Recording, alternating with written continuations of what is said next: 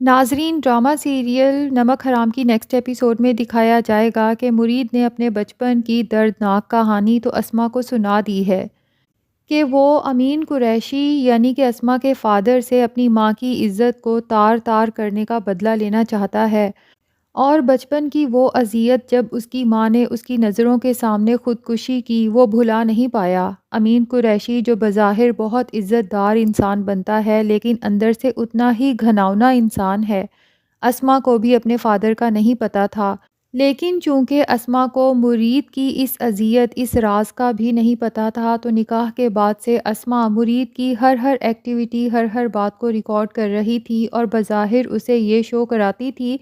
کہ میں اب تمہارے ساتھ سیٹل ہو چکی ہوں، اس نکاح کو ایکسیپٹ کر چکی ہوں، لیکن دل سے اس نے اس نکاح کو ایکسیپٹ نہیں کیا تھا۔ وہ صرف مرید کو استعمال کرنا چاہتی تھی یہ جاننے کے لیے کہ اسے اغوا کس نے کیا، اور جب پتہ چلا کہ اغوا کرنے والا کوئی اور نہیں بلکہ مرید ہی تھا تو وہ اس کی تمام ریکارڈنگز کر کے ثبوت کے طور پہ اپنے فادر اور پولیس کو دکھانا چاہتی تھی تاکہ مرید کو پکڑوا سکے۔ لیکن جب مرید کو اسما کا چھپایا ہوا موبائل مل گیا تو اسے انتہائی افسوس ہوا کہ اس نے اسما پہ اعتبار کیوں کیا۔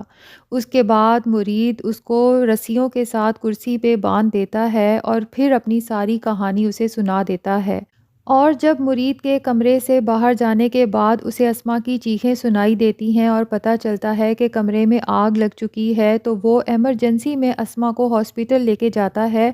لیکن اسما کو اب یہ زندگی نہیں چاہیے، وہ کبھی بھی ایک ملازم سے مرید سے نکاح نہیں کرنا چاہتی تھی،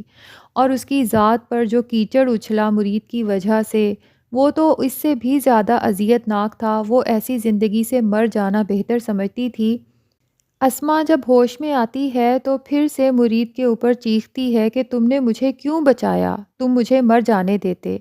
اب جناب ارسل، جسے شک ہو چکا ہے کہ مرید جو چہرہ بظاہر دکھاتا ہے اس کا اصل چہرہ یہ نہیں ہے، یہ اندر سے ایک شیطان قسم کا انسان ہے، وہ مرید سے پوچھ گچھ کرتا ہے کہ یہ سب کیسے ہوا۔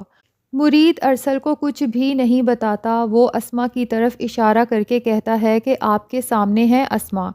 آپ نے جو بھی پوچھنا ہے ان سے پوچھ لیں کہ سب کیسے ہوا اور کیوں ہوا۔ اب ارسل کو یہ شک تو ہے کہ اس سب میں بھی مرید کی کوئی نہ کوئی سازش ہے، تو وہ مرید کو دھمکی دیتا ہے کہ یہ سب تو میں پتہ کرا کے ہی رہوں گا، پولیس تھوڑی دیر میں آنے ہی والی ہے۔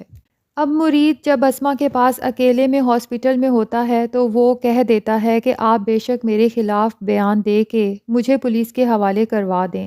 میں اب اس ہار کو قبول کرتا ہوں۔